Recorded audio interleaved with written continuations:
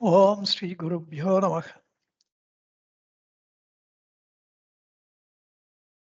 மூஷிக வாகன மோதகஸ்த சாமரகர்ண விளம்பித சூத்திர வாமன ரூப மகேஸ்வர புத்திர விக்ன விநாயக பாத நமஸ்தே. திருச்சிற்றம்பலம். தன்னையே ஒப்பாரில்லா தனிப்பர ரமண மூர்த்தி என்னையே ஒப்பாரில்லா இழிசினேர் கருள் பாலித்து மின்னையே ஒப்பாவியும் மெய்யெனும் பொய் நானல்லன் என்னவே தெளித்த ஈசற்கென்ன கை மாறுதானே இன்ப வீடேறுவார்கட்கு ஏணியாம் ரமணமூர்த்தி துன்பவாரிதியின் உள்ளே துஞ்சினேர் கருள் வழங்கி என்பினால் இயன்றையாக்கை இயல்பு போய் அது நான் அல்லன் என்பது தெளித்த ஈசற்கென்ன கை மாறுதானே தேவரிற் சிறந்து நின்ற திவ்ய ரமணமூர்த்தி பாவரிற் சிறந்து நின்ற பதகனேர் கருள் பாலித்து வீவது குறித்து நின்ற மெய்யனும் பொய் நானல்லன் ஆவது தெளித்த அண்ணற் கடுப்பதோர் கைமாறுண்டே அஞ்சினார் கபயமாம் பேரருட்பத ரமணமூர்த்தி நெஞ்சிலே நெகிழ்ச்சியில் கண் நெஞ்சினேர் கருள் வழங்கி விஞ்சையாய் விரையும் சால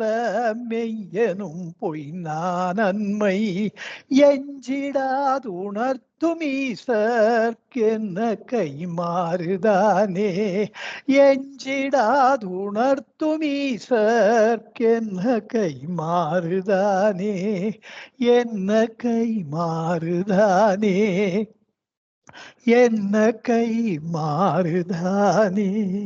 திருச்சிற்றம்பலம். ஏகமக்ஷரம் ஹிருதி நிரந்தரம் வஹாசதே ஸ்வயம் லிக்யதே கதம். சாட்சாத் சர்வேஸ்வரனாகிய பகவானுக்கு நமஸ்காரம். பகவானுடைய அடியவர்களுக்கு நமஸ்காரம். இன்றைக்கு அக்ஷரமணமாலை பாடத்திட்டத்தின் கீழே 36வது வகுப்புக்கு உங்கள் அனைவரையும் வரவேற்கிறேன். சென்ற பாடலிலே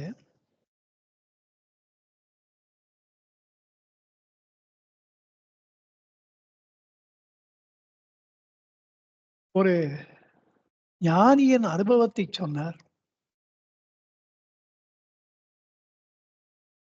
தன்னுடைய ஜீவத்துவ அகந்தையை சாப்பிட்டு உணவாக்கி கொண்டு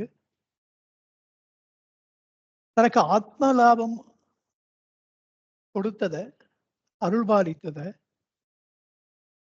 ரொம்ப அதிசயப்பட்டு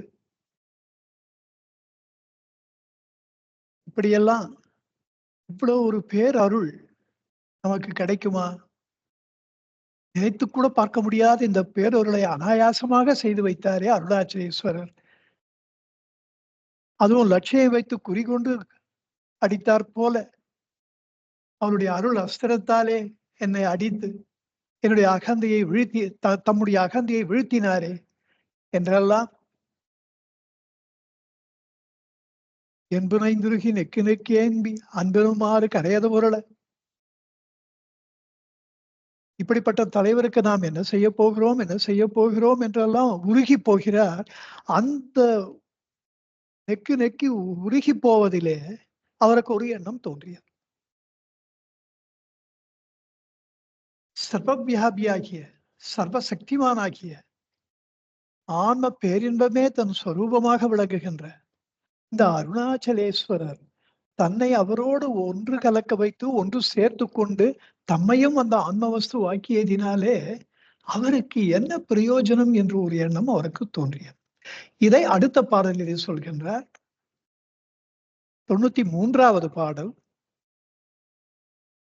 லாபநீக பரலாபமில் ஏனை உற்று லாபமென் உற்றனை அருணாச்சலா அருணாச்சல சிவ அருணாச்சல சிவ அருணாச்சல சிவ அருணாச்சலா.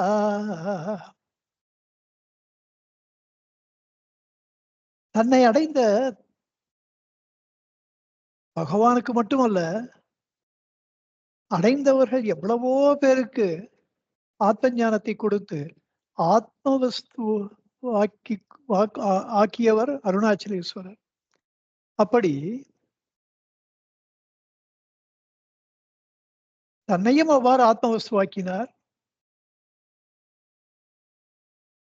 அதனால லாபம் என் உற்றனை, உங்களுக்கு என்ன இதனால பிரயோஜனம், இதனால உமக்கு விளைந்த பயன் யாது என்று கேட்கின்றார். அதிலும் இம்மைக்கும் மறுமைக்கும் ஒவ்வொரு ஜீவனுக்கும் உயிருக்கு உயிராக, அவருடைய அறிவுக்கு அறிவாக, அவர்கள் உள்ளத்திலே அந்தர்யாமியாக இருந்து கொண்டு பேரின்பமாகிய தன் அருள் ஒன்றையே ஆற்றிக் கொண்டிருக்கின்ற அந்த அருணாச்சலேஸ்வரனே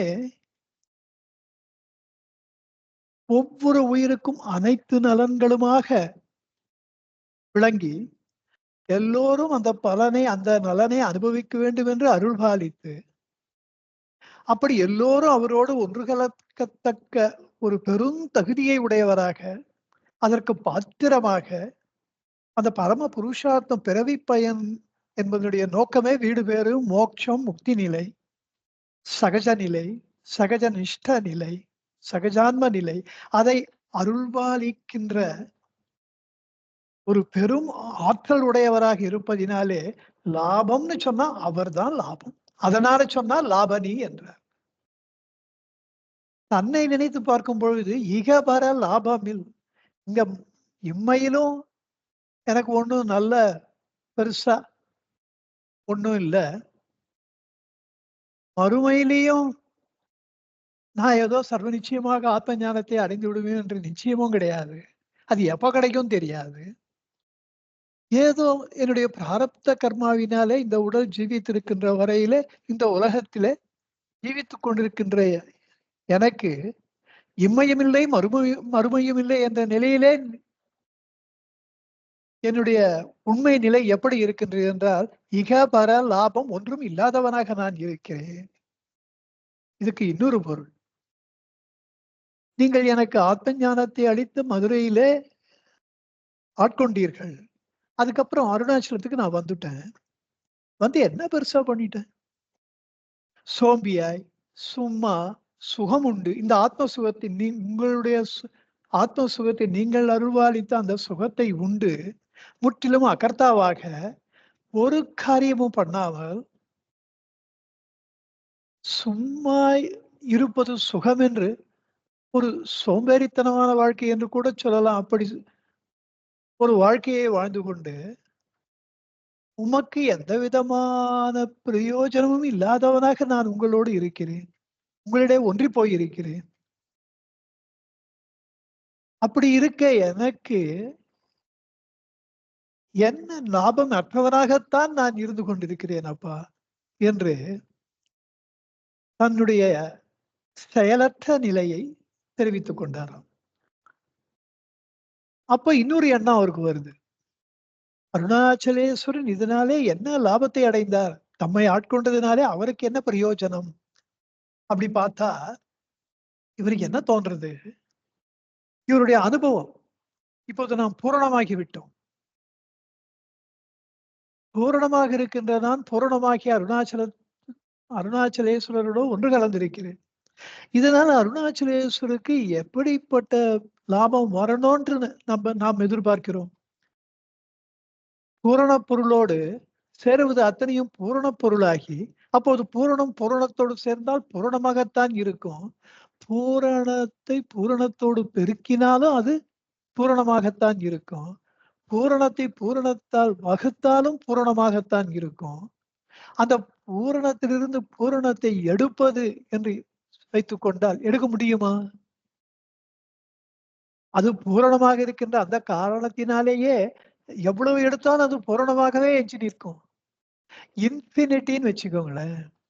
அந்த இன்ஃபினிட்டியோட இன்ஃபினிட்டிய கூட்டினாலும் டபுள் இன்ஃபினிட்டின்னு சொல்லப் போறோமா? சொல்ல முடியுமா? பெருக்கினாலும், வகுத்தாலும் வருவது இன்ஃபினிட்டி தான். அததான் இப்போது தற்காலத்திய விஞ்ஞானிகள் இந்த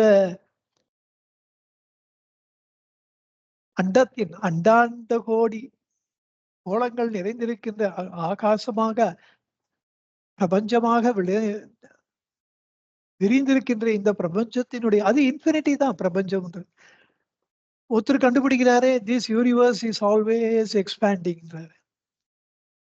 ஒருத்தர் சொல்றாரு அப்படியே வெடிச்சுடுது ஒரு இது. அதனால நிறைய நட்சத்திரங்கள்லாம் வந்ததுன்னு பிக் பேங் தியரின்னு எவ்வளவு ஒரு அறியாமையிலே இது ஒரு பெரிய தியரின்னு சொல்ல வேண்டியது. அப்ப அந்த நட்சத்திரங்கள் எல்லாம் அந்த காலகட்டம் முடிந்து மறைந்து அழிந்து போகும்போது அந்த நட்சத்திரம் ஒளி போயிடும். அப்ப மறுபடியும் அந்த பிரபஞ்சத்துல போய் சேர்றது. எங்கிருந்து வந்ததோ அங்கே போய் சேருகின்றது. வெளியே வந்ததுனால அந்த பூரணம் குறைந்ததா?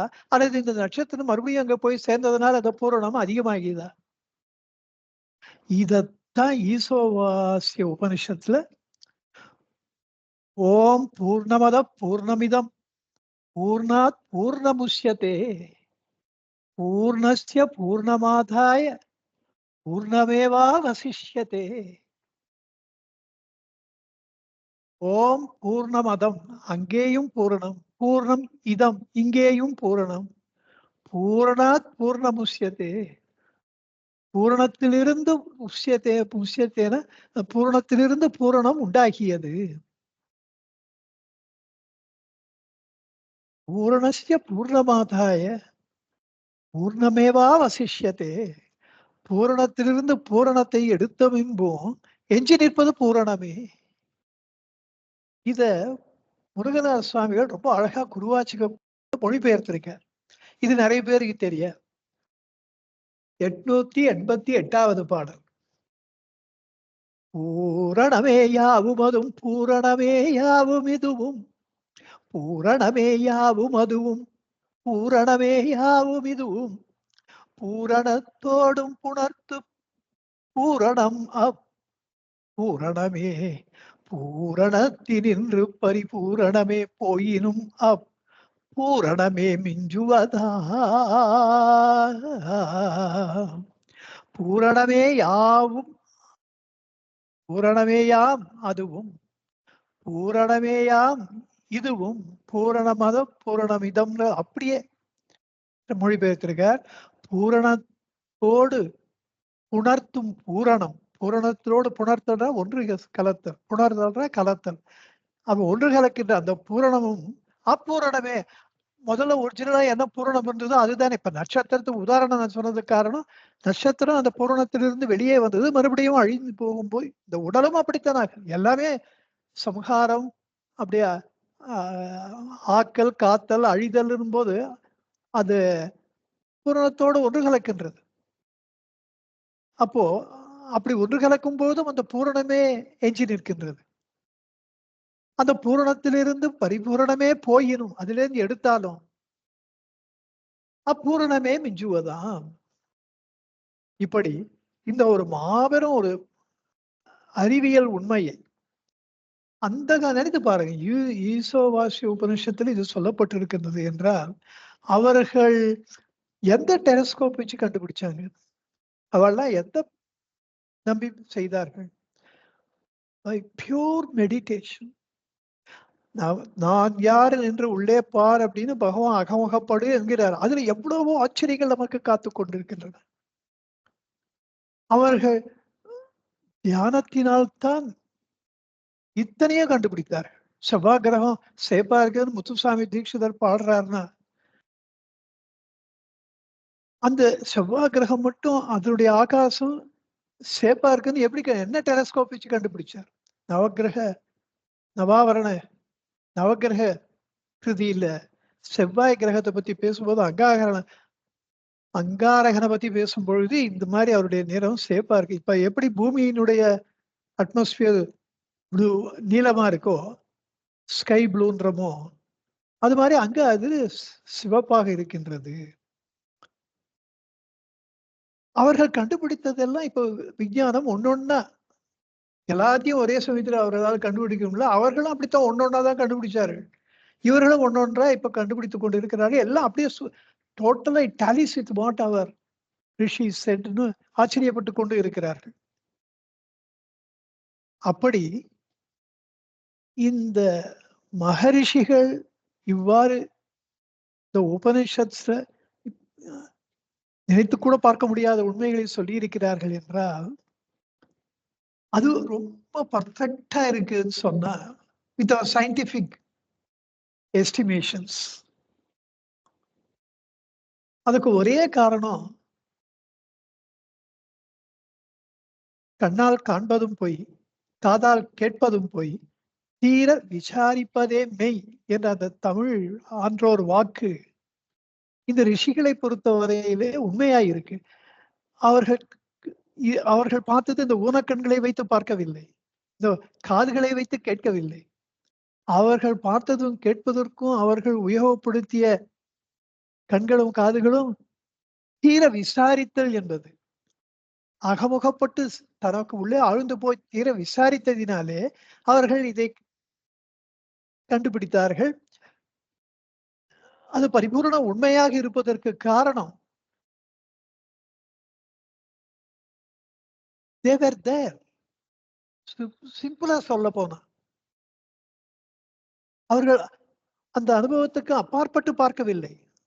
அவர்கள் அவைகளிலே ஒன்று கலந்து அங்கேயே இருந்து கொண்டு தம்முடைய அனுபவத்தை அவர்கள் வார்த்தைகளிலே கொண்டு வருகிறார்கள். அப்படித்தான் வேத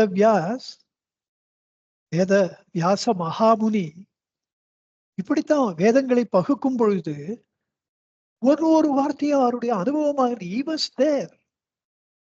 நாம் அந்த இடத்துல இருந்து நம்மளே பார்த்து கொண்டு நம்மளே அனுபவிக்கின்ற ஒன்று எப்படி பொய்யாகும்? இதுதான் நமது சனாதன தர்மத்தினுடைய ஒரு மாபெரும் ஆச்சரியம், மாபெரும் பலம். அவர்கள் சொல்லி வைத்தது ஒவ்வொன்றும் பூரணமான வஸ்துவின் இயல்பாக பூரணமா இருக்கு. இப்படி இவருக்கு இந்த வந்த ஒரு டவுட், இவருக்கு வந்த அனுபவம்,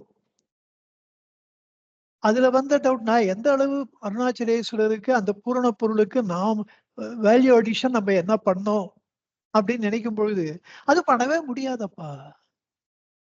அதிலே மூழ்கி ஆனந்தப்பட்டு அந்த பேரின்பத்திலே கிடைத்து அங்கே அத்தை தின்ற திப்பி வயிற்றில் முத்து பிறந்தால் எத்தை தின்றி எங்கே கிடக்கும்னு மதுரகவியார் கேட்டா நம்மாழ்வார் சொல்றார் அத்தை தின்று அங்கே கிடக்கும். அப்படி அந்த பூரண வஸ்துவிலே பூரணமாக ஒன்றி போய் அங்கே கிடப்பதுதான் அதனுடைய வாழ்க்கை, அந்த ஜீவனுடைய வாழ்க்கை. அப்படி நம் கண் முன்னே 54 வருடங்கள் வாழ்ந்து காண்பித்தார் பகவான் அவர் ஜீவதசையில் இருக்கும் பொழுது. இதைத்தான் அவர் நமக்கு விடுக்கின்ற செய்தி இது. இந்த பாடல் அவருடைய அனுபவம். அப்படி இதுக்கு ஒரு உதாரணம் சொல்றார். சினிமா ஸ்கிரீன்ல நெருப்பு பார்க்கலாம், வெள்ளம் பார்க்கலாம், காற்று பெரும் புயல் சூறை காற்று பார்க்கலாம். அதனால அந்த திரை சீலைக்கு எந்த விதமான பாதிப்பும் இல்லை. அதனால ஒரு பெருசா எதுவும் அதுக்கு லாபமும் இல்லை, நஷ்டமும் இல்லை. அப்படி இந்த ஆன்மாவிலே இந்த லோகாயத்தமான உலக காட்சிகளிலே நடைபெறுகின்ற இவை ஜீவாத்மாவினாலே இந்த அகங்காரத்தினாலே ஏற்படுகின்ற செயல்பாடுகளும் ஒன்றும் அதனுடைய பாவ புண்ணியங்கள் ஒன்றும் அந்த பரமாத்ம வஸ்துவை எட்டுவதில்லை. அது எப்படின்னா அதுக்கு ஒரு உதாரணம் சொல்லியிருக்க, சூரியன் உதிப்பதினாலேயே இந்த பூலோகம் முழுவதும் செயல்படுகின்றது. சூரியன் அஸ்தமனமாகிவிட்டா எல்லாம் போய் ரெஸ்ட் எடுத்துக்கிறார்.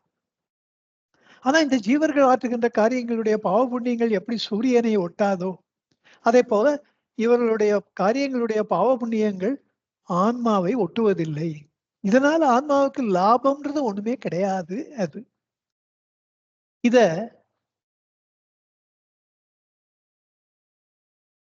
வேறு ஒரு கோணத்துல உங்களுக்கு லாபமே சுத்தமா இல்லன்னு தெரிஞ்சு எனக்கு அருள் பாலித்தீங்களே! அப்போ என்ன பொறுத்தவரைக்கும் அந்தகன் தான்னு சொன்ன 62வது பாடல்ல. அப்படியும் ஒரு ஆங்கிள்ல சொல்லி அப்படியும் தன்னுடைய தாபத்தை தீர்த்துக் கொண்டார். "நொந்திடாது உன்றனை தந்தனை கொண்டிலை எனக்கு உண்டாயா இல்லையா? அந்தகன் நீ என கருணா" என்ன பொறுத்தவரையில நான் லாபம் அடைந்தேன். நீங்க உங்களுக்கு ஒரு லாபமும் இல்ல. எனக்கு நீங்கள் அந்தகனாகி விட்டீர்கள் என்கிறார்.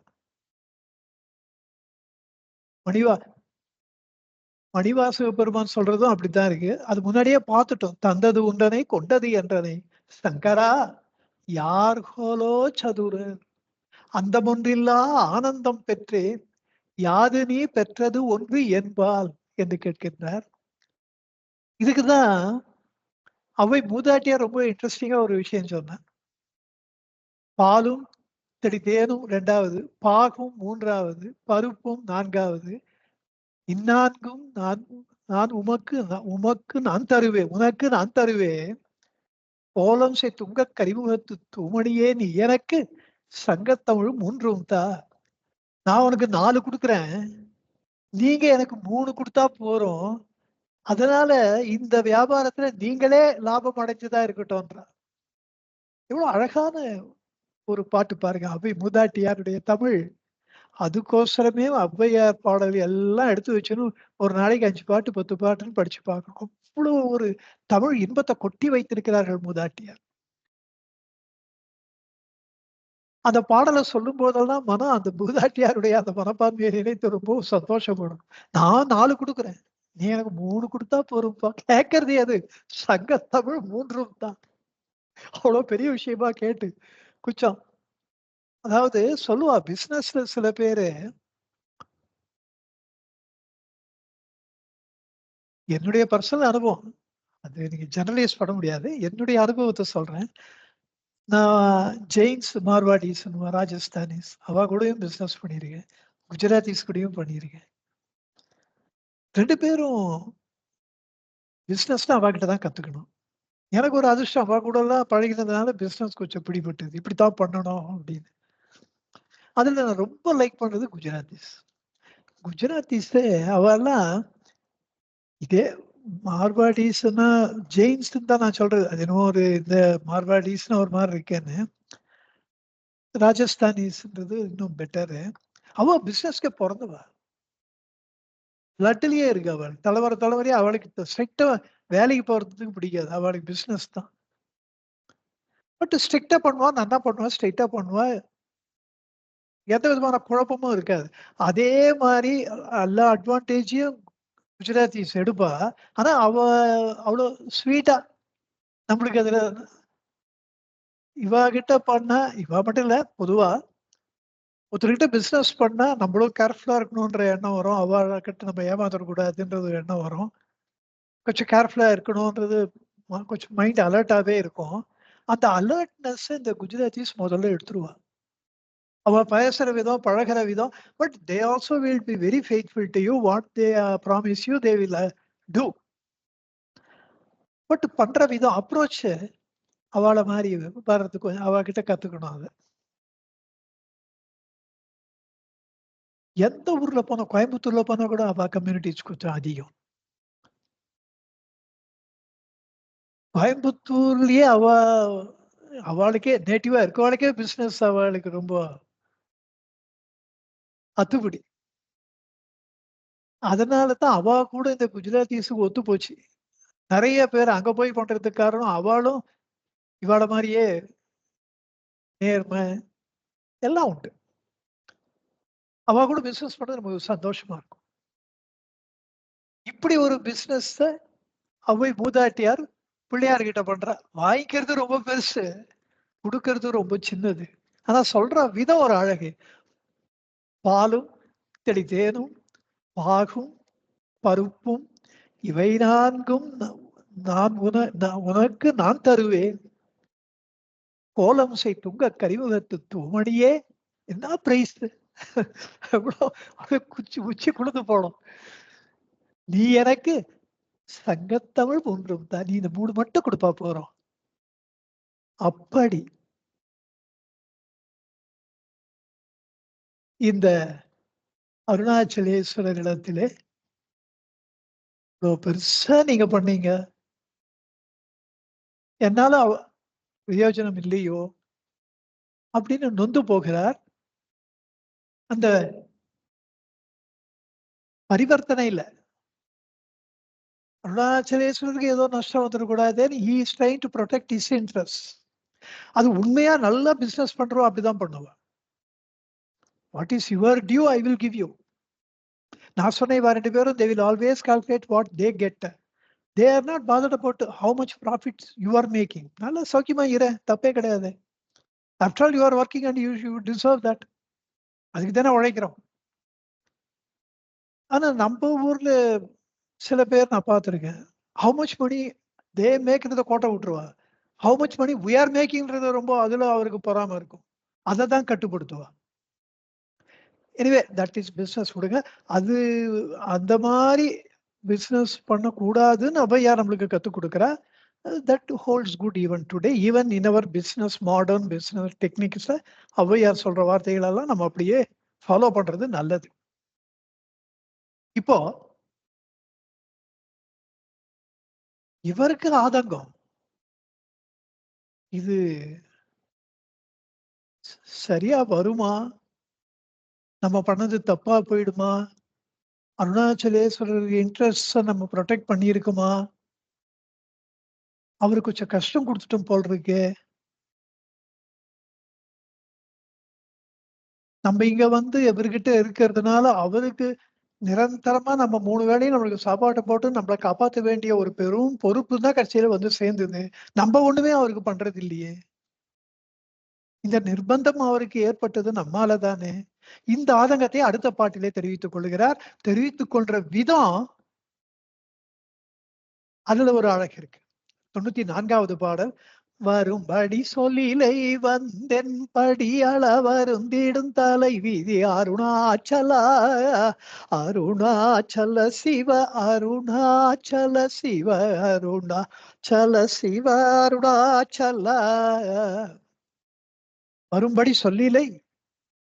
சரி வந்தாச்சு, இவரு கஷ்டம் கொடுத்துட்டு இருக்கோம், இதுக்கு வேற வழி கிடையாது, we are helpless.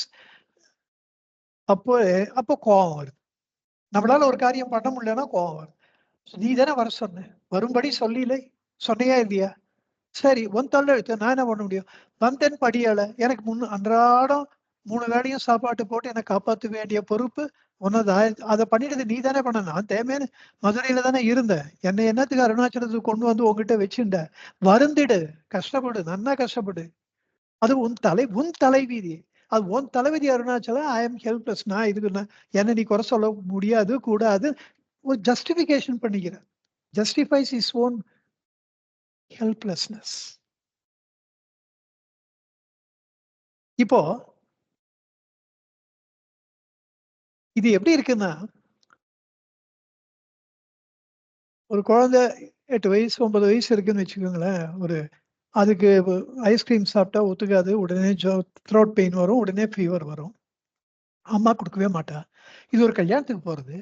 அங்க ஒரு கார்னரே இருக்கு, ஐஸ்கிரீம் கார்னரே வச்சிருக்கா. இது வந்து அப்பப்ப போய் ஒரு 4, 5 சாப்பிட்டுட்டு வருது. மறுநாள் கல்யாணம் எல்லாம் முடிச்சு எல்லாம் என்ஜாய் பண்ணிட்டு மறுநாள் வந்தா காலங்காத்தால எழுந்தா ஃபீவரு.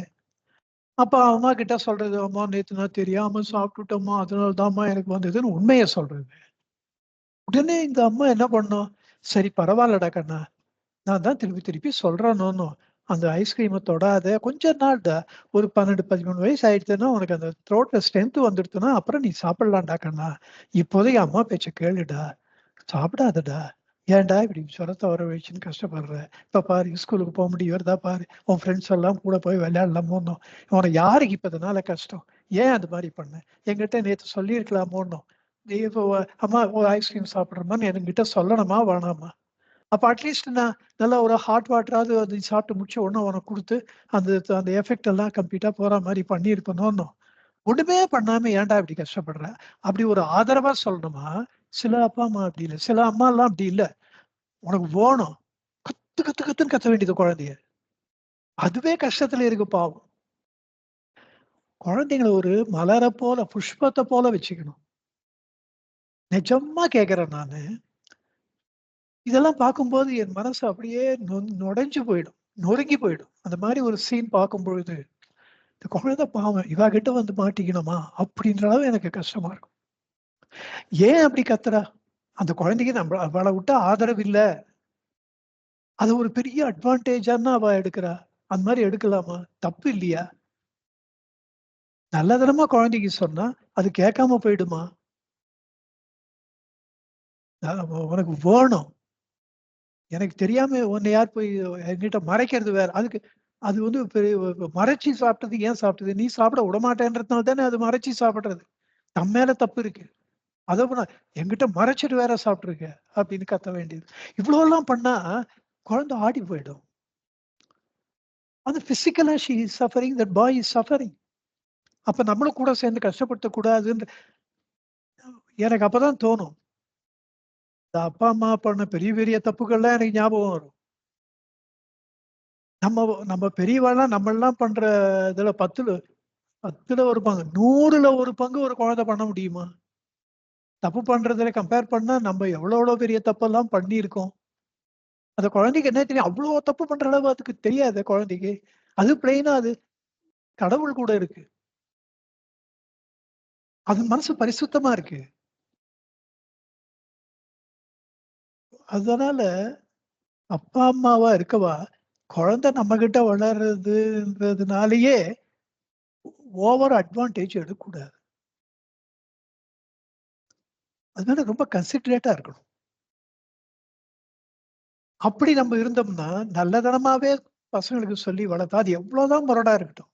பண்ணா, நம்மளுக்கு 80 வயசு ஆகும்போது, நம்மளுக்கு சக்தியின்மை வரும்போது, அது நம்ம அப்பா, நம்ம அம்மா அப்படி பார்த்துக்கும்.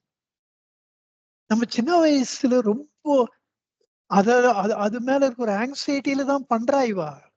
குழந்தை உடம்பு கஷ்டப்படக்கூடாதேன்னு தானே பண்றா. அத நம்ம அன்ப வெளிப்படுத்துறது ஒரு மெச்சூர்டா நல்ல முறையில வெளிப்படுத்தினா, பிற்கால நம்ம இது மாரி ஏடாகூடமா வெளிப்படுத்தினா, அதுக்கு நம்ம அம்மா திட்டினா பாத்தியான்றது தான் ஆயுசுக்கு மறக்காது. அப்ப நம்ம கஷ்டப்படும்போது, இவ நம்மள கஷ்டப்படுத்தினவ தானே, இட்ஸ் ஆல் ரைட். அந்த மாரி ஒரு எண்ணம் வந்துரும். அந்த எண்ணம் வரவே விடக்கூடாது.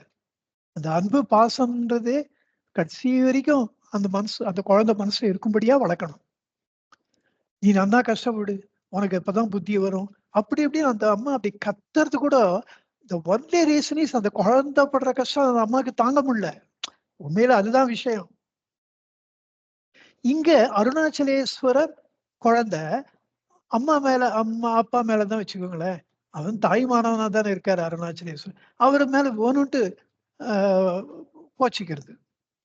"நீ என்ன கூட்டின்னு வந்த?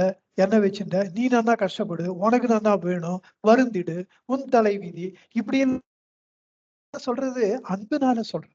அந்த ஆதங்கத்தினால சொல்றது. ஐயோ! நம்ம அப்பாக்கு அ கஷ்டத்த குடுத்துட்டோமேன்ற அந்த ஒரு மனசு அவ்வளவு மென்மையாக இருப்பதினாலே, அதி சூக்ஷ்மமாக இருப்பதினாலே, ஒரு அனலிலிட்ட மெழுகு போல உருகி போறது அந்த மனசு. அதனால சொல்றா. இந்த பேரன்பின் அடிப்படையில அதனால தான் முன்னயே நம்ம சொன்னோம். பக்தனோ, பரமனோ, அம்மாவோ, குழந்தையோ, குழந்தையோ, அப்பாவோ,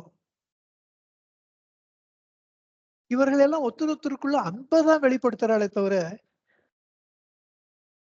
அவளுக்குள்ள என்ன பேசினாலும், என்ன கோச்சுண்டாலும் அதெல்லாம் நிஜம் கோவம் கிடையாது.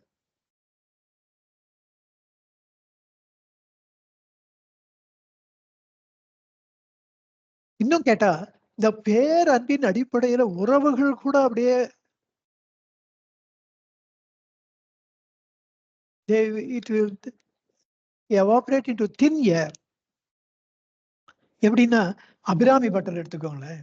அவர் சொல்றார், அபிராமி அந்தாதியில 44வது பாடல்ல, தவளே இவளெங்கள் சங்கரனார் மனை மங்கலமாம். அவளே அவர் தமக்கு அன்னையும் ஆயினல் ஆகையினால் இவளே கடவுளர் யாவர்க்கும் மேலே இறைவை இறைவியுமாம். எப்படி எல்லாம் சொல்றாரு பாருங்க. தவளே இவளெங்கள் சங்கரனார் மனை மங்கலமா, மனை மங்கலம். கைலாசபதியினுடைய இந்த கைலாசத்துல அவர் இருக்கிற வீட்டை, இல்லத்தை துலங்க வைப்பவள் எங்கள் பராசக்தி. அந்த மனைக்கு, அந்த இல்லத்துக்கு மங்களம் அவள்தான். இப்ப ஈஸ்வரனையே சத்தியம், சிவம், சுந்தரம்னு போது அந்த சிவம் என்பது மங்களம், ஆஸ்பீஷியஸ்னஸ். அது மங்களம் ஈஸ்வரனுக்கு சேருவதற்கு முதல் காரணமே பராசக்தி அவளுடைய மனை மங்களமாக இருப்பதினால்தான். அந்த மங்கள ஸ்வரூபமாக இருக்கின்றதுனால தான் சிவபெருமான் சிவம் என்று அழைக்கப்படுகிறார், ஆஸ்பீஷியஸ்னஸ் என்று அழைக்கப்படுகிறார். அதனாலதான் மங்களமூர்த்தி நமோ நமோன்னு விநாயக பெருமானுக்கு மங்களமூர்த்தி. அது அந்த பராசக்தி அவரை வளர்த்ததுனாலதான். அப்படிப்பட்ட பராசக்தி சங்கரனாருக்கு, அந்த சிவபெருமானுக்கு மனைமங்கலமாக மனைவியாக இருக்கப்பட்டவள். அவளே அவர் நமக்கு அன்னையும் ஆயினல் ஆகையினால். அந்த பராசக்தி அது ஈஸ்வரனுக்கு பாவம் அப்பா அம்மா கிடையாது. இவளே பார்த்து பார்த்து தன் கணவனை அப்படி ஒரு குழந்தை மாதிரி அவ்வளவு ஆசையா பாத்துக்கிறார். அதனால அவருக்கு அவள் அன்னையும் ஆகிறாள். அப்போ அவள்தான் மனைவி, அவள்தான் அன்னை. அந்த அபிராமி பட்டருடைய மனம் உறவுகள் எல்லாம் சிதைந்து போகின்ற மாதிரி எல்லாம் ஏகவஸ்து தான் சொல்ற அளவுக்கு எவ்வளவு அதி சூக்ஷமமா போயிருக்கு பாருங்க, எவ்வளவு அதி மென்மையா போயிருக்கு பாருங்க. அதனால நான் சொல்றேன், இவளே கடவுளர் யாவர்க்கும் மேலை இறைவியா, எல்லா கடவுளுக்கும் இவள் தான் மேலை இறைவினா உயர்ந்த கடவுள். ஏன்னா சர்வேஸ்வரன், மகேஸ்வரன், மகாதேவன்லாம் பேர் வாங்கின ஈஸ்வரனுக்கே இவள் தாயாராக இருந்தார். அவரையும் மிஞ்சிய தெய்வமாக இருப்பதினாலே முக்கோடி தேவர்கள், கடவுளர்கள் யாவர்க்கும் இந்த பராசக்தி தான் பரம்பொருள், பரம் தெய்வம், பெரும் தெய்வம், மேலை இறைவி, எல்லாரையும் விட வசந்த கடவுள் தெய்வம் இவள்தான் என்று அடித்து சொல்லுகிறார். இப்படி இந்த பேர் அன்பின் அடிப்படையில கணவன் மனைவி, அந்த மனைவி அம்மா மனைவி என்ற இதெல்லாம் கூட இந்த பரமாத்ம வஸ்துவில ஒன்றாகி விடுகின்றது. அததான் இங்கேயும் சொல்றார் பகவான். அதனாலதான் நீ வருந்திடு, உன் தலைவிதி என்ன சொன்னாலும் அதுக்கெல்லாம் அருணாச்சலேஸ்வரருக்கு கோபமே வராது. அப்பர் பெருமான் சொல்றார்,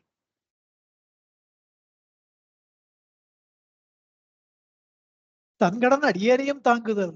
ஏன்னா அருணாச்சலேஸ்வருடைய கடமையும் பொறுப்பும் பகவானை தாங்குதல் தான். அப்புறம் சொல்ற அப்பர் பெருமான், இறைவனுடைய கடன் அடியேனையும் தாங்குதல்.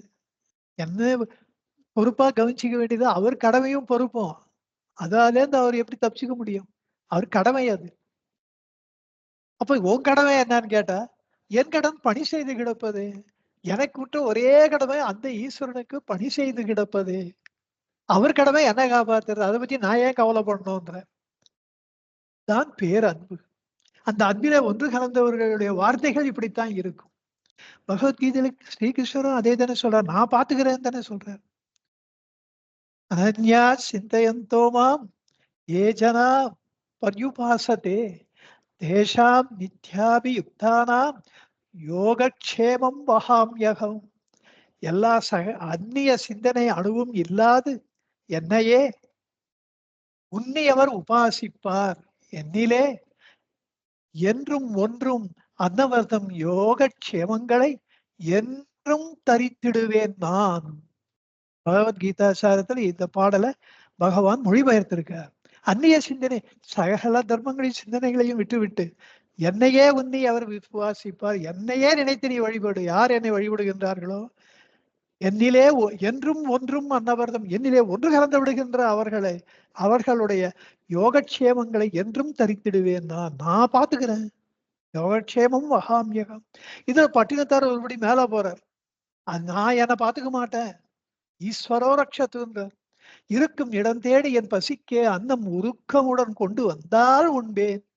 பெருக்க அழைத்தாலும் போகேன், அனவரதம் தேகம் இழைத்தாலும் போகேன் இனி. இருக்கும் இடம் தேடி என் பசிக்கே அன்னம் உருக்கமுடன் என் மேல ரொம்ப பரிதாபப்பட்டு, ஐயோ அவர் சுவாமி சாப்பிடாம இருக்காரே அப்படின்னு உருகி போய் யாராவது கொண்டு வந்தால் அந்த சாப்பாட்டை நான் சாப்பிடுறேன்.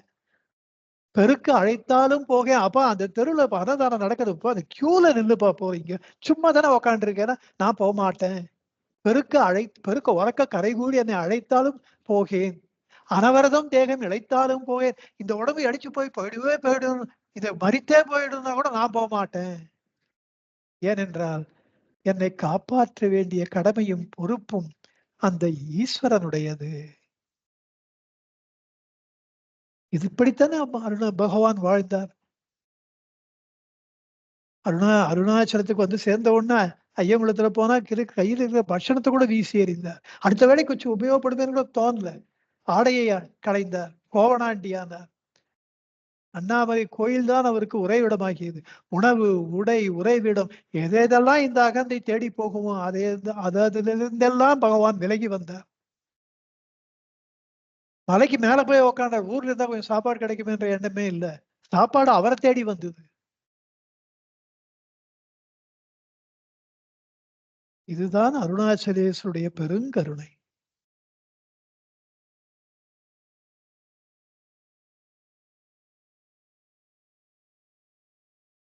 வரும்படி சொல்லிலேன்னா இன்னொரு அர்த்தம் இருக்கு. நீ என்ன நீ வான்னு சொன்னியா இல்லையா, கூப்பிட்டியா இல்லையா, அது ஒண்ணு. இன்னொன்னு, வரும்படி சொல்லிலை. நான் உன்னை என்கிட்ட வான்னு கூப்பிட்டேனா, அதுக்கு நேர் எதிர்மாறான பொருள். உன்னை பத்தி ஏதாவது நினைச்சேனா, அதுக்கு ஏதாவது தேவை இருந்ததா எனக்கு? குறியாய் எனக்குள்ள குறையன் செய்தேன் அருணாச்சலான்றார் 25வது பாடல்ல. இப்படி தப்பு உரையே நினைப்பித்தாய் என்றார் 3வது பாட்டுல. நீ தானே பண்ண, நான் உன்னை வரும்படி எப்ப கூப்பிட்டனா? இறை உனை நினையும் எண்ணமே நன்னா என்னை உன் அருட்கயிற்றால் ஈர்த்து பதிகத்துல சொல்ற. நீ தானே என்னை கூப்பிட்ட, நானா உன்னை கூப்பிட்டேன்? நான் உன்னை வான்னு சொல்லல, அதுக்கு தேவையும் இல்லை. ஏனென்றால் கேளாதளிக்கும் உன்னுடைய கேடில் புகழ காப்பாத்திக்கிறதுக்கு 22வது பாடல். நீ பண்ண வேலை அது. நீயா வந்து என்னை ஆட்கொண்டாய், ஆகவே நீயாக வந்து என்னை படி அளப்பாய், எனக்கு என்னுடைய யோகக்ஷேமங்கள் எல்லாவற்றையும் நீ வகித்துக் கொள்வாய். அது என்ன, நான் அதை பத்தி நான் ஏன் கவலைப்படணும்? அதுக்காக நீ வருந்துகிறாய் என்றால் அது உன் தலை விதிப்பா, நான் என்னப்பா பண்றது, என் மேல தப்பு இல்லை அப்படின்னு சொல்லிக்கிறாராம். இன்னொன்று,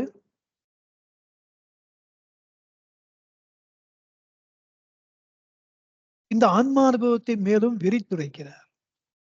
இதுல இன்னொரு கோணத்தை பார்க்கிறார். உன்னை இதுல ஆச்சரியம் பார்த்தேன் அருணாச்சலா, நீ என்ன வான்னு கூப்பிட்ட, மதுரைக்கு வந்து நீ என்கிட்ட வந்துடுன்னு. ஆன்மானுபூதியை அருளி மதுரையிலேயே என்னை உன்னுடைய வீட்டுக்கு அழைத்துக் கொண்ட, ஆன்ம வீட்டுக்கு என்னை அழைத்து கொண்டு போனாய். அப்ப என்ன ஆச்சுன்னா, அதுக்கு முன்னாடி நான் என்று நினைத்துக் கொண்டிருந்த அந்த வெங்கட்ராமன் என்ற அந்த நினைவு அழிந்து ஒழிந்தது. அங்கே சிறுவன் வெங்கட்ராமன் தனக்கு மரணம் வந்து விட்டது என்று படுத்தார். படுத்த அந்த சிறுவன் எழுந்துக்கும் போது என்றும் நிலைத்திருக்கின்ற அந்த மாபெரும் உணர்வாக எழுந்தார். அடுத்த போது Venkatraman, the moment he got up, he was the eternal spirit. அதுக்கு பகவான் ரமண மகர்ஷிங்கிற பேர்லாம் அப்பெல்லாம் அவருக்கு தெரியாது. இது நாள் வரையிலே நான் நினைத்துக் கொண்டிருந்த அந்த நான் உண்மையிலேயே நான் இல்லை. இப்பொழுது நான் அனுபவித்துக் கொண்டிருக்கின்ற நான் தான் உண்மையான நான். இவ்வளவுதான் அவர் தெரிஞ்சுட்டு, எல்லாமே நான் தான், முன்ன இருந்ததும் நான் தான், இப்ப இருக்கிறதும் நான் தான்.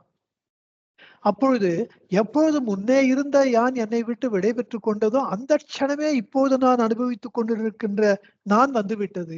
அததான் அடுத்த பாடலே சொல்லுகிறார். இது அனுபவமாக சொல்லுகிறார், அவருடைய அனுபவத்தை சொல்லுகிறார். 95வது பாடல். வா வென்றகம்புக்கு வாழ்வருள் அன்றே என் வாழ்விழந்தேன் அருள் அருணாச்சலா, அருணாச்சல சிவ, அருணாச்சல சிவ, அருணாச்சல சிவ, அருணாச்சல. என்ன நீ மதுரையிலே வந்து என் கைப்பிடித்து அழைத்து தைரியமா வாப்பா என் கூடன்னு சொல்லி உன் கூடயே கூட்டி கொண்டு போய் உன்னுடைய இதய வீட்டில, உன்னுடைய வீட்டுல வாவென்று அகம்புக்கு உன் வாழ்வருள் அன்றே உன்னுடைய வீட்டுக்குள்ள என்னை அழைத்து கொண்டு சென்று அங்கே உன்னுடைய வாழ்வை எனக்கு கொடுத்த அந்த க்ஷணமே அன்றே என் வாழ்வு இழந்தேன் அருணாச்சலா. இந்த ஆசாபாச மோக குரோத காம லோப மதம் ஆச்சரியங்களுக்கு இடமான சதா நிரந்தர துயரத்திற்கு இடமான இந்த ஜீவபோத வாழ்க்கையை நான் இழந்தேன். நிரதிசையானந்த பேரின்ப அந்த சொரூப சாட்சா்கார வாழ்வை அபரோட்சமாக அனுபவிக்கப்படுகின்ற அந்த ஆன்ம வாழ்வை நான் பெற்றேன் அப்படின்னு சொல்லிக்கிறாராம். இப்படி எந்த அகந்தை சூறாவளி காற்று போல மெய்வாய் கண்மூக்கு செவி வாயிலாக வெளி விஷயங்களிலே ஒரு மனிதனை சதா திசை திருப்பி அலைகழித்துக் கொண்டிருக்கின்றதோ அதை ஒரே அடியாக ஒடுக்கி அகமுகப்படுத்தி என்னுடைய இதயமாகிய இதய ஆன்மாவிலே கொண்டு போய் என்னை சேர்த்து விட்டார் அல்லவா. அப்படி சேர்த்ததினாலே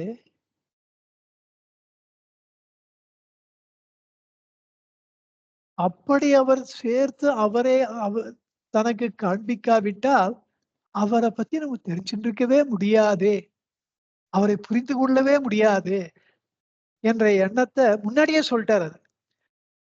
உரையார் அறிவார் அருணாச்சலா, ஓங்கார பொருள் ஒப்புயர்வில்லோய் உரையார் அறிவார் அருணாச்சலா இது அப்பவே இதை சொல்லிட்டார். ஆனா எப்ப புரிஞ்சுட்டேன் அப்படின்றது இங்க சொல்ற. வீடு விட்டு ஈர்த்து உள வீடு புக்கு பைய உன் வீடு காட்டினேன்னு 97வது கன்னி ரொம்ப அற்புதமான கன்னி. அந்த இடத்துல அதை பத்தி பார்ப்போம். அது இன்னும் பெருசா இந்த அனுபவத்தை விவரிக்கிறார் அந்த பாட்டுல. அப்பர் சுவாமிகளும் சொல்லியிருக்கார், நும்மில் எம்மை நுழைய பணியே என்பாரும், உங்களுக்குள்ள என்னை நுழைத்துக் கொள்ளுங்கள். அப்பர் பெருமான் ஞானசம்பந்தமூர்த்தி அப்படித்தானே பண்ணார். மாபெரும் ஜோதியா நின்றார், தனக்குள்ள எல்லாரையும் நுழைய பண்ணினார். அத அப்பர் பெருமான் அது சமகாலத்தவர் இல்லையா, அந்த அனுபவத்துல இத சொல்ற. இப்படி என் வாழ்விழந்தேன்னு ஏன் அந்த இடத்துல சொல்றாருன்னா, இந்த ஆன்ம வாழ்வு கிடைத்த உடனே இந்த லோகாயத்தமான வாழ்வுல இன்ட்ரெஸ்ட் போயிடுறது. இப்படித்தான் ராமகிருஷ்ணர் வாழ்ந்தார். ஜடபரதர் அவரு நாட்டை விட்டு காட்டிலே போயிருந்துட்டார். இந்த லோக சமச இந்த விஷயாதி சுகங்கள்ல லவலேசம் எனக்கு தொடர்பு சம்மந்தப்படுத்தி மாட்டேன்னு அப்படி போயிட்டார் அவர் காட்டுல. ஏதோ அங்க கிடைத்த கிழங்கு காய்கறிகளை தின்று கொண்டு உயிர் வாழ்ந்து கொண்டிருந்தார். சுகபிரமும் அப்படித்தான் வாழ்ந்தார். சதாசிவ பிரம்ம இருந்தால் சமீப காலத்துல அவரும் அப்படித்தான் இந்த உலக வாழ்க்கை என்பதை முற்றிலும் திறந்தவராக வாழ்ந்தார். அதோட ராமகிருஷ்ண பரமஹம்சர், ஆதிசங்கர பகவத்பாதாள் அந்த சன்னியாசம் வாங்கிட்ட உடனே அவருக்கு ஆத்ம ஞானம் வந்துடுத்து. அம்மா கிட்ட பர்மிஷன் வாங்கிக்கிறதுக்கு பாம்பு அது இது பண்ணி பர்மிஷன் வாங்கிட்டு உலக வாழ்க்கையை துறந்தார். பகவான் மாபெரும் உதாரணம். 16 வயதுல அவருக்கு இந்த உலக வாழ்க்கை என் வாழ்விழந்தேன், இது சம்திங் ஆட்டோமேட்டிக், அதை சொல்றதுக்காக சொன்னாரா, உன் வாழ்வு அருள் அன்றே என் வாழ்விழந்து என் வாழ்வை இழந்தேன் அருணாச்சலா என்று சொல்லி கொண்டாராம். இப்படி இந்த லோகாயத்தமான வாழ்க்கை ஆன்ம வாழ்க்கை கிடைக்கும் போது உடனே போகும், இந்த க்ஷணத்திலேயே போகும். பட்டினத்தார் போல கட்டின முழம் தொண்டோட ரோட்ல தெருவிலே இறங்கினார் அவர். அப்படி ஞானம் தெரித்தது அவருக்கு. இது முன்னாடியும் பகவான் அக்ஷரம் வேற எந்த டெக்ஸ்டுக்கும் நம்ம போக வேண்டாம். என் போதத்தை பறித்து உன் போதத்தை காட்டினை, என் போதத்தை பறித்தாய் உன் போதத்தை காட்டினாய் 73.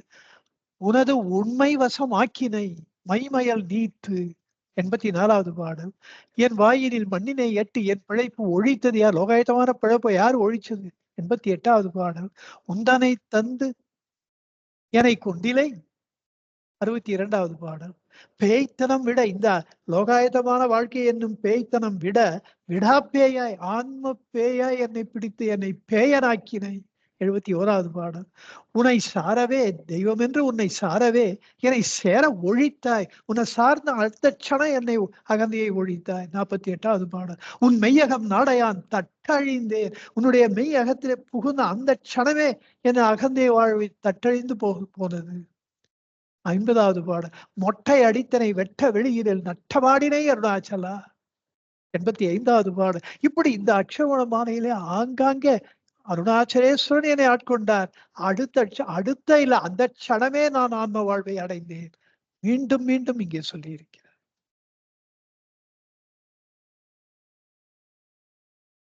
இந்த ஜீவ சிவ பரிவர்த்தனை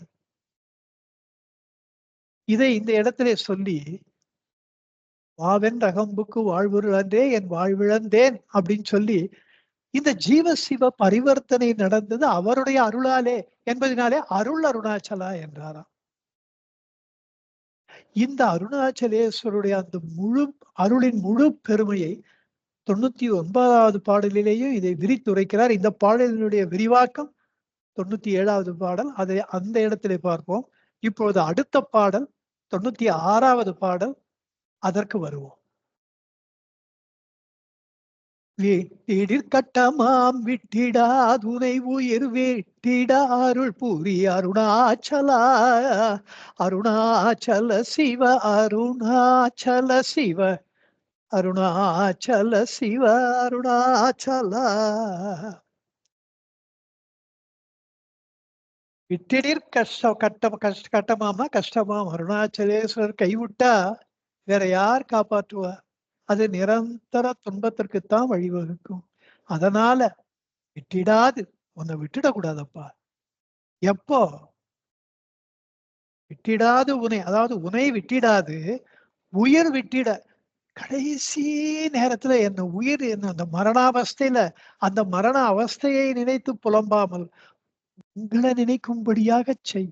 அப்போதைக்கு இப்போதே சொல்லி வைத்தேன். அப்ப என்னால சொல்லுமோ நான் உன்னை சொல்லுமோ தெரியாது, என் மனம் உன்னை நினைக்குமோ தெரியாது. அதனால அப்போதைக்கு இப்போதே சொல்லி வைத்தேன். ஆண்டருள்வாய் ஹரிநாராயணா என்று சொல்வாய் இல்லையா? அதைத்தான் இந்த இடத்துல சொல்லுகிறார். இப்படி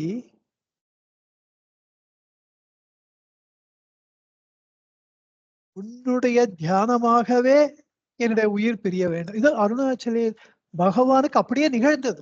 அந்த உடலை அவர் உகுக்கும் பொழுது, நரவேடத்தை களையும் பொழுது எல்லாரும் அதுக்கு அந்த க்ஷணம் தெரிஞ்செடுத்த எல்லாரும் உடனே அருணாச்சல சிவா அருணாச்சல சிவா அருணாச்சல சிவா அருணாச்சலான்னு ஆரம்பிச்சிட்டார்.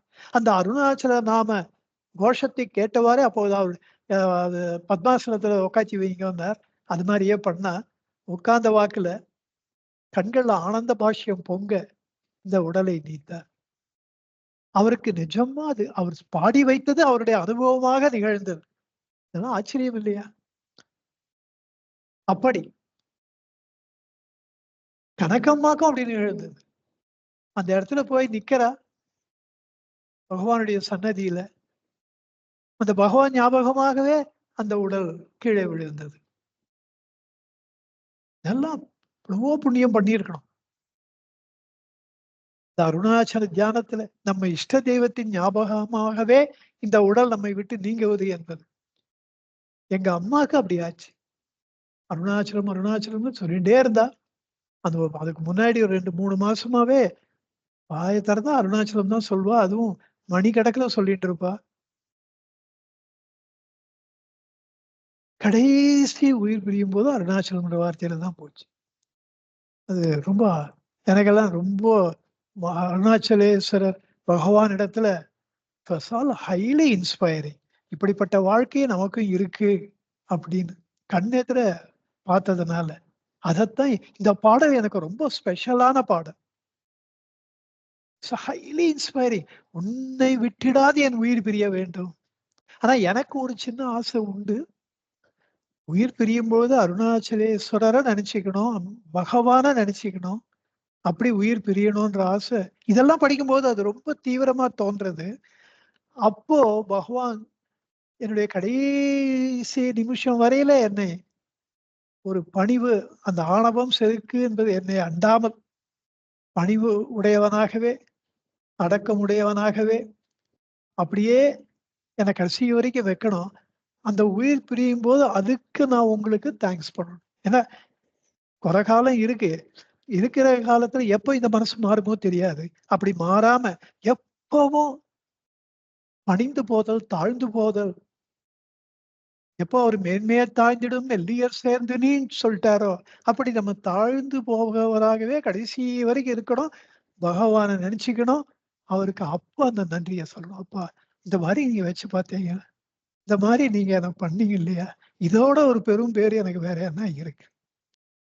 அந்த ஒரு ஆசை எப்பொழுதும் உண்டு. இதுல உயிர் பிரிந்த பிறகு அருணாச்சலேஸ்வரரோடு ஒன்று கலப்பது என்பது ஒரு நிலை.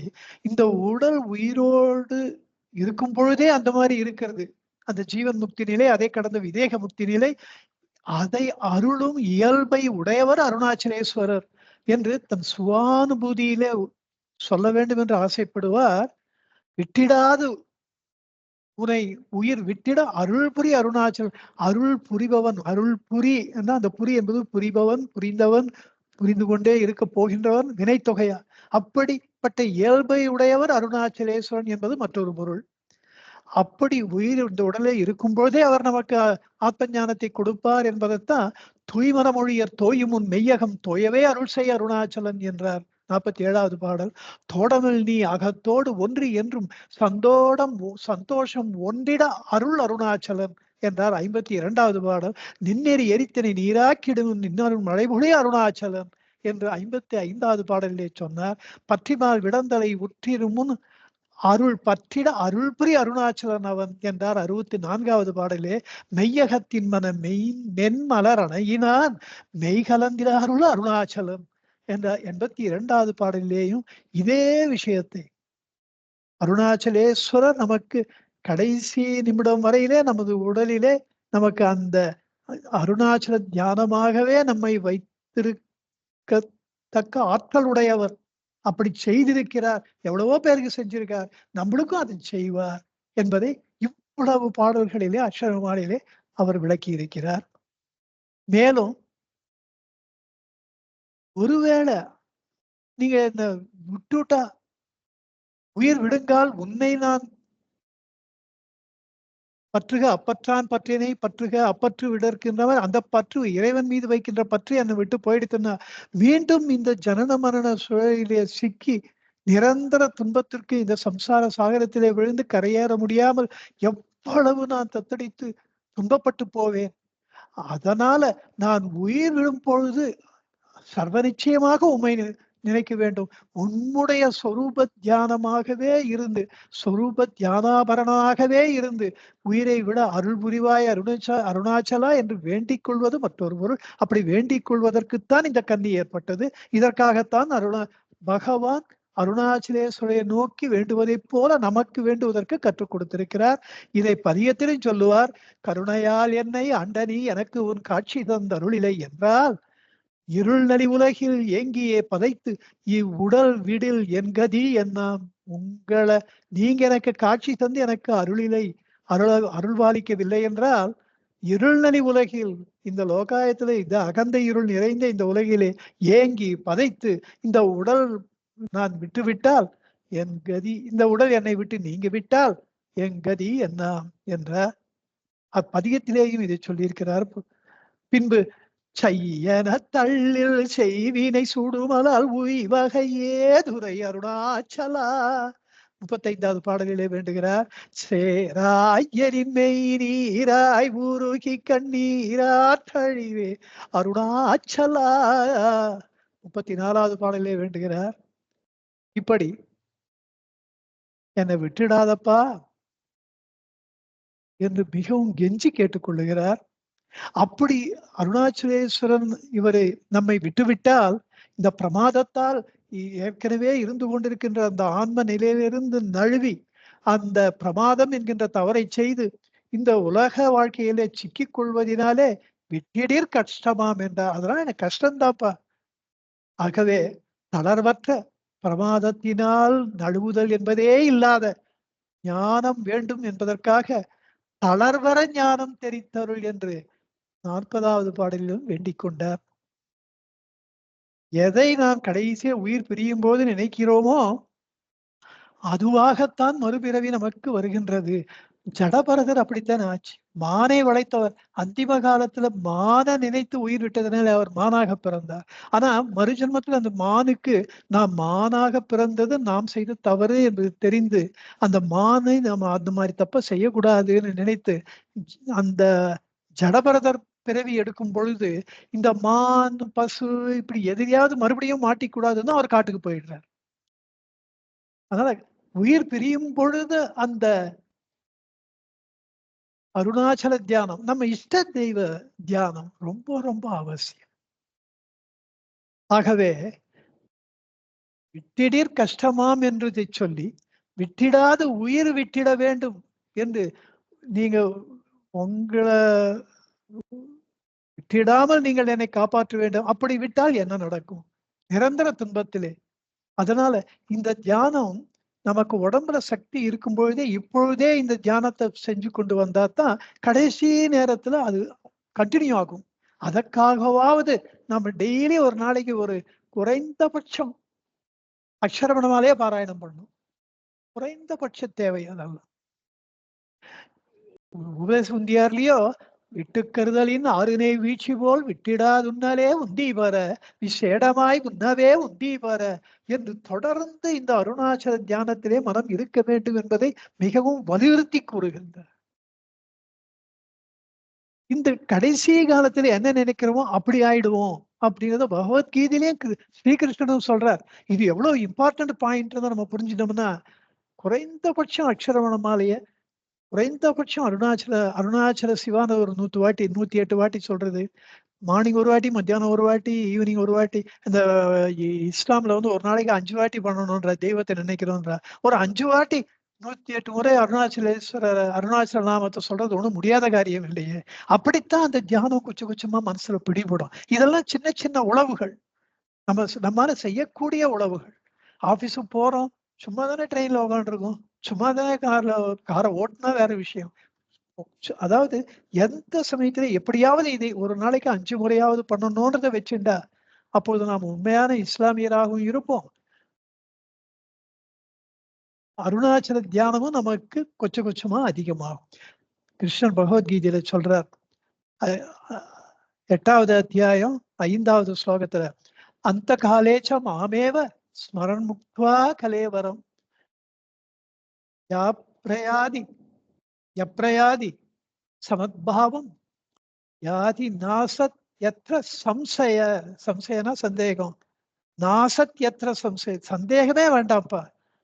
அந்த காலேச்ச இறுதி காலத்துல மாமேவ ஸ்மரன், எவன் என்னையே நினைத்து முக்துவா இந்த உடலை விட்டு போகின்றானோ அவன் என்னுடைய ஸ்வரூபத்தை அடைகிறான், இதுல சந்தேகம் வேண்டாம் என்கிறார்.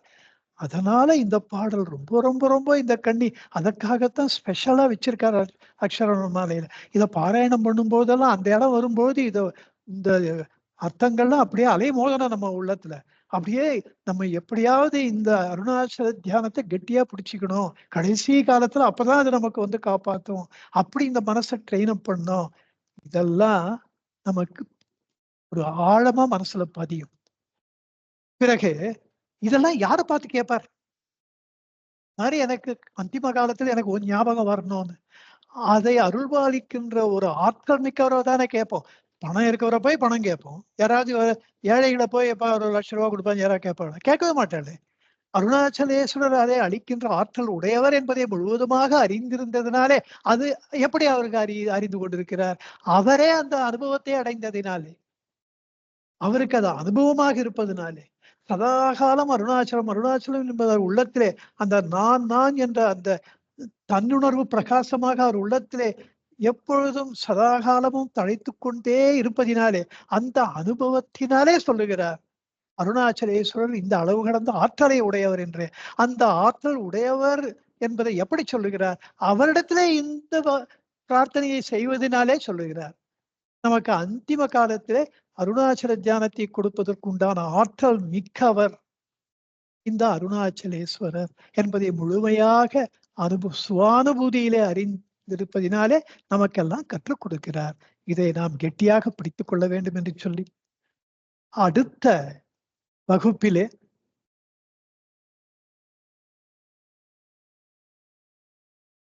பிரிவு இந்த தொகுதி 3 9வது பிரிவில அடியெடுத்து வைக்கப் போகிறோம் என்பதை சொல்லி, சாதுவம் சுவாமிகளுடைய ஒரு பாடல் ஞாபகம் வருது. அப்பனே ரமண ஜோதி என்று. கடைசி காலத்துல பகவானே என்ன நீங்க தான் உங்க ஞாபகத்தை கொடுத்து என்னை அழைச்சிட்டு போகணும், உங்களோட சேர்த்துக்கணும் அப்படின்ற பாடல், அற்புதமான பாடல். அதை நான் பாராயணம் பண்ணி நம்ம குரூப்ல ப்ரப்போஸ் பண்றேன். நீங்க அதை கேட்கறது, அதை லிரிக்ஸும் நான் போடுறேன். Just give me 1 or 2 days, நான் பண்றேன். அதை நீங்க படிக்கும்பொழுது உங்களுக்கு இது இன்னும் நன்றாக பிடிவிடும். அந்திம காலத்துல அருணாச்சலேஸ்வரர் நினைக்கணும்னா இப்பவே நம்ம கொஞ்சம் அதை நம்மள தயார் பண்ணிக்கணும்ன்றது. சந்தோஷம். நன்றி, நமஸ்காரம். அடுத்த வகுப்பிலே சந்திப்போம். புதன்கிழமை. நன்றி, நன்றி, நமஸ்காரம். நமஸ்காரம் சார். நமோ நமஸ்காரம். நமோ ரமணாய, நமோ ரமணாய, நமோ ரமணாய, நமோ நமோ நமோ ரமணாய, நமோ ரமணாய, நமோ ரமணாய, நமோ நமோ. சர்வே ஜனா சுகினோ பவந்து, லோகா சமஸ்தா சுகினோ பவந்து, சர்வசன்மங்களானி பவந்து. ஓம் சாந்தி சாந்தி சாந்தி. ஓம் ஸ்ரீ ரமணார்ப்பணமஸ்து. ஹரி ஓம் தத்சத். ஹரி ஓம் தத்சத். ஹரி ஓம் தத்சத். பரம சார், தேங்க்யூ தேங்க்யூ, நமஸ்காரம். சந்தோஷம் சந்தோஷம். ரொம்ப தேங்க்ஸ். அந்த இதை அனுப்புங்க, அனுப்புறேன்னு இல்லையா? அப்பனே ரமண ஜோதியின் சாதுவம் சுவாமிகள் பாடல் நான் உங்களுக்கு கண்டிப்பா அனுப்புறேன்.